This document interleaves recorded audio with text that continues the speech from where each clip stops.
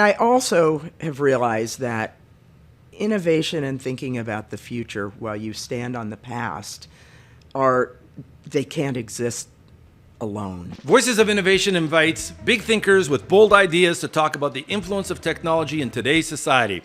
I'm your host, Lev Gonick, and we're recording today's episodes from the Agentic AI and the Student Experience Summit, a global gathering of over 600 education and industry leaders hosted by Arizona State University. Let's jump in.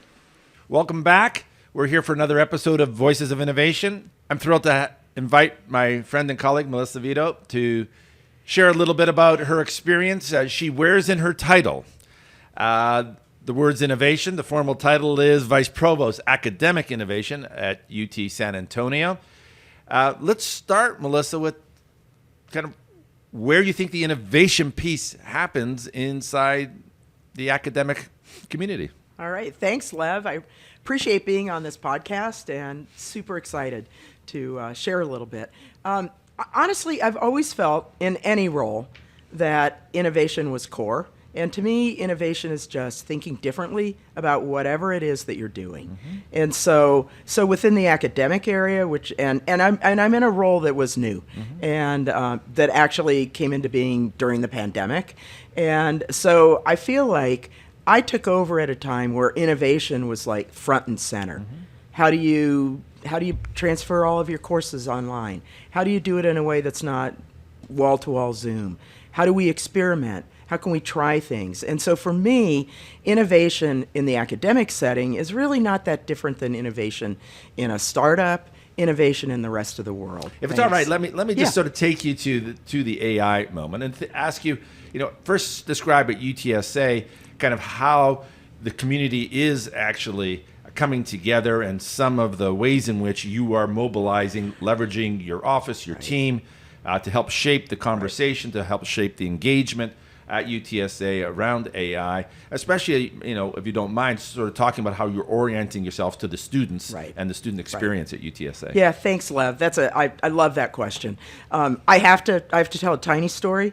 So I first became fully aware of AI, and you've heard this before, after getting my haircut in November of 22. And I was listening to a podcast. They were talking about using this tool for therapy. And I thought, okay, this is going to have implications for higher ed. I mean, people were thinking about it before that, but that was my moment. Mm-hmm. I called one of my team members who leads our teaching, learning, and digital transformation area, and I'm like, we need to jump on this. And then within a month, all the news articles were about cheating and this new thing that was going to be the death of education.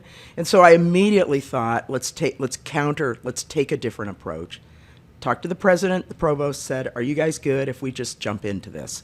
So in January of 23, we reached out to our faculty champions, mm-hmm. put an all come out, and did a mostly virtual, somewhat hybrid meeting. We had probably 60, 70 faculty there, and we started talking about this. And we approached this from a point of view of curiosity, how it aligned to our values. So we talked about critical thinking then and how we could use this to think about a different way to embed critical thinking. We talked about the role that our faculty play in whether or not students use this. And so it was important to think about the classroom work.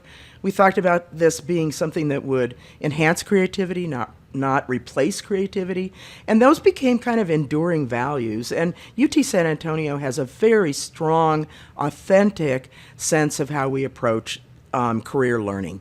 And so we talked about the fact that our students needed to have experience with this. And so we were really fortunate. We established a really active peer learning network. I mean, we didn't name it. That's what it was. It still is going on. We had the head of the writing department who was all in, the head of the math program, cybersecurity, multiple different classes. And it became, a great group where we brought in speakers through that spring mm-hmm. to just help people understand it. Because really, people weren't sure what we were talking about. I just knew it was something that we needed to go for. And so we started with education, curiosity, and then because, as you know, I have a long career in student affairs, enrollment, and those areas, my head always goes to where are our students? And so I had started a cadence of meeting with student government every few weeks during the pandemic. So we started to bring them in and test them. And what was really interesting, and then I know I'll be quiet, but we also learned that all the assumptions we were making about what was happening with our students were absolutely wrong. Namely, they weren't all using ChatGPT. This was January, February of 23. They weren't reading the New York Times. They didn't know it was going to be the death of higher education. And they were actually probably behind our faculty in understanding what this was. Quickly caught up, right. But we used that group to actually develop a broader community approach than just a faculty and then our student approach. Interesting. My observation here at ASU is, in some ways, a different narrative, Yeah. a different story, the one that at least that I tell, not because it's necessarily sort of empirically demonstrable, but I know I actually took a look in the spring of that year at the amount of traffic on the network that was heading to ChatGPT, and I reported to the president that during the exam week of that spring that we had over 50,000 engagements, sessions with ChatGPT, and then all of a sudden it was like, wake up call. Exactly. So Yeah. maybe we need to catch up to the students. Now, that's not exactly the whole story. Of course, we have here as well lots of faculty champions, but it was a way to kind of frame our need to actually support our students' journey. Exactly. And that was January, February. I mean, by May, Yeah. lots of traffic, lots of use. Yeah. But they didn't lead with, boy, this is a great tool for me to cheat. And so... Yeah, I mean, at least here, I have no doubt that, Yeah. that's some of the conversation that's going on. But again, Yeah. everyone I think who watches this series knows that it's not the framing at ASU. Obviously, this is about the art of the possible with Yeah. guardrails. Obviously, we Yeah. believe in principled innovation, responsible use of the technology in a serious way.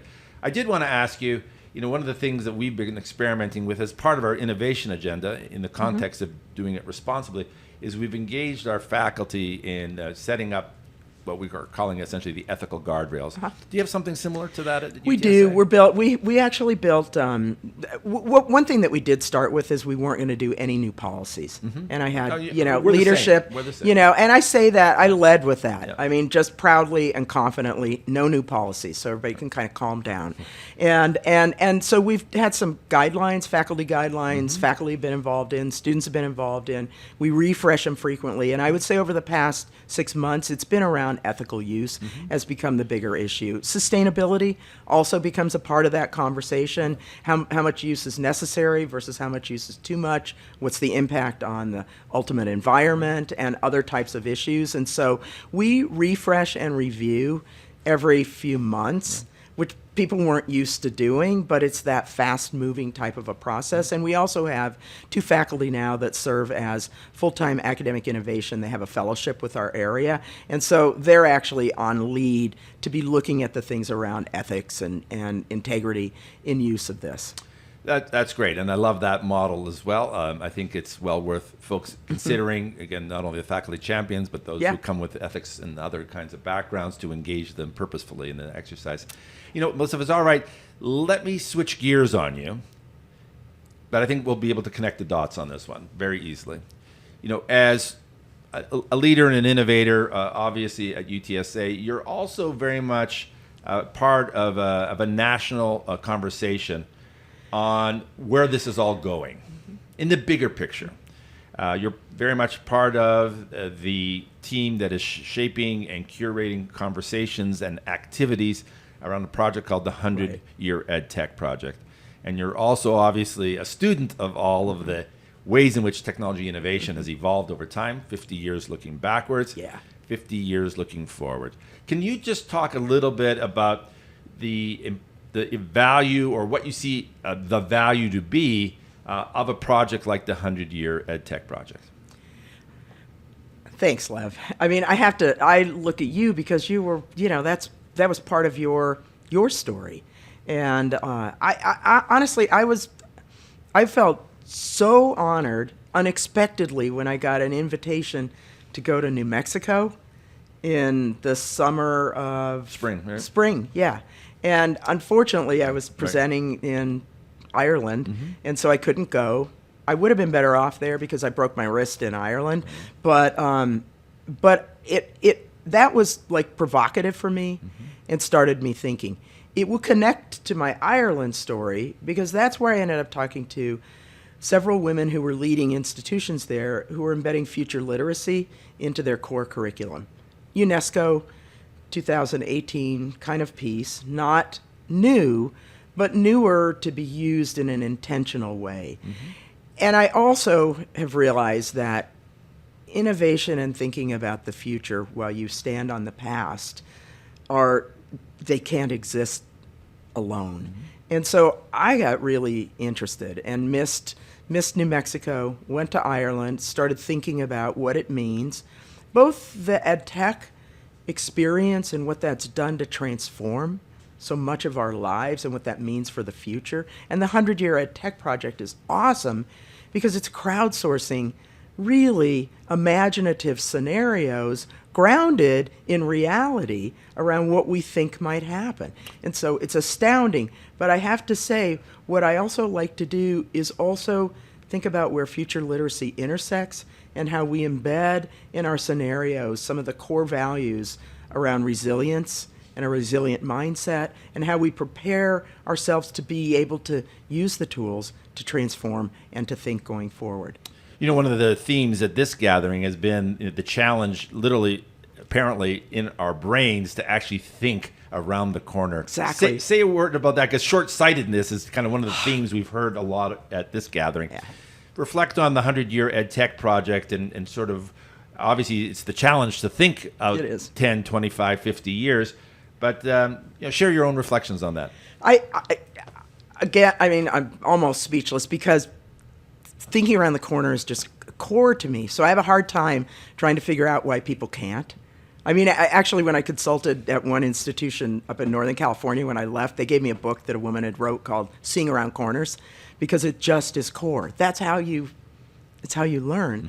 It's a skill that can be learned. And I think that so much of what we do, if I pause for a second and think about it, in higher ed, really is built around how we build on what we've done before, how we look at who we hire in our academic departments that tend to replicate those areas that currently exist. And we typically, it isn't core to the culture to be in a bigger picture way looking around the corner. If I'm a physicist, I might be looking around the corner with my colleague in Germany, but I'm not necessarily looking around the corner in a bigger, more imaginative or curious way. And so I don't know that I'm answering your question, but I think it's not necessarily something that people are rewarded for, and I think it is something that can be taught, but it has to be practiced. And you also have to realize that when you practice that, you don't necessarily know what you're looking at. And so, but you have to take the environment that you see and then connect how that might influence what's going to happen next. Thanks for taking time to kind of frame the 100-Year Ed Tech Project. And, I want to also just thank you for taking time this morning. We're sort of in day 3 here at the inaugural ASU Agentic AI and the Student Experience. It's great to have one of our national leaders and thought partners who, again, inspire not only your campus, but Melissa, just to make it clear, you inspire those of us around the community who want to leverage technology in a way that will have impact on our students and opportunity to shape what we do as the academy going forward. So thanks for joining me on Voices of Innovation. Thanks, Lev. Thank you.